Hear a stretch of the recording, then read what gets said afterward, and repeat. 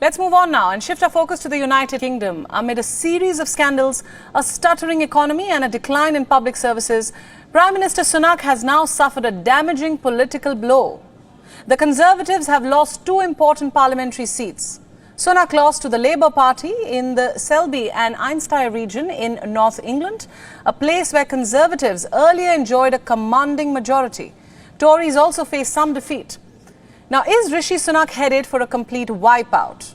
Is this the start of the end of Sunak? Our next report brings you all the details.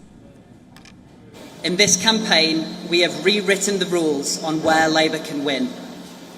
People have opened their doors to us and embraced our positive vision for the future, and thousands of the votes cast yesterday were in Labour's box for the very first time.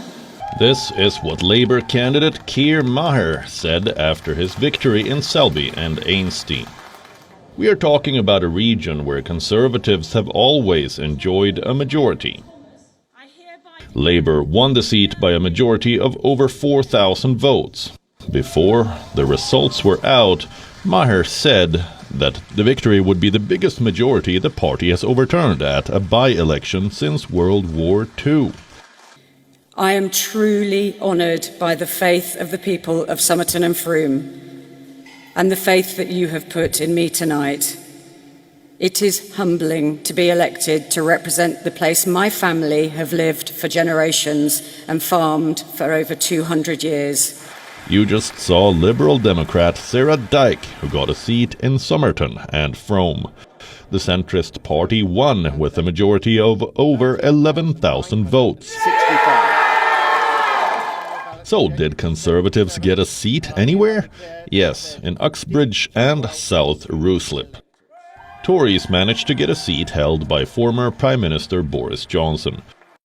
I'm humbled and proud to be elected as the MP for the area in which I was born, raised and built a family in, and to represent my home is a huge honour. Conservative Party member Steve Tuckwell won with nearly 14,000 votes. So, these elections made their reality quite clear.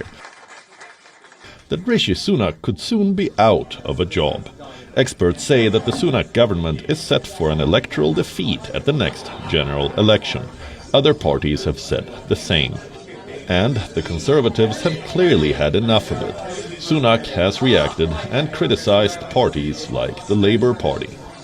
Look, Westminster's been acting like the next election's a done deal. The Labour Party's been acting like it's a done deal. The people of Uxbridge just told all of them that it's not. Now, no one expected us to win here, but Steve's victory demonstrates that when confronted with the actual reality of the Labour Party, when there's an actual choice on a matter of substance at stake, people vote Conservative.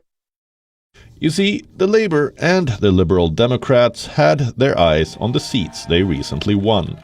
Why? Because it paved the way to claim a parliamentary majority at the next election. Experts say that the failure of Conservatives means a victory for Labour in the national vote. Time is running out for Sunak.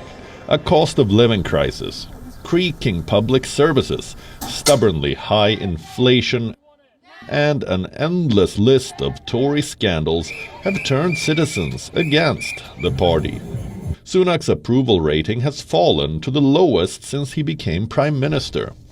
His net favourability rating has touched -40, 6 points lower than last month. Polls show that 25% of people see him in a positive light, while 65% have an unfavourable view of him. What may be the only positive thing at this time is that Labour Party leader Keir Starmer's ratings have also fallen. Starmer's approval rating has touched -22. It was -14 last month. But that is still nowhere close to the ratings Sunak has received. Sunak has tried to use his technocratic leadership to restore the Conservatives' credibility.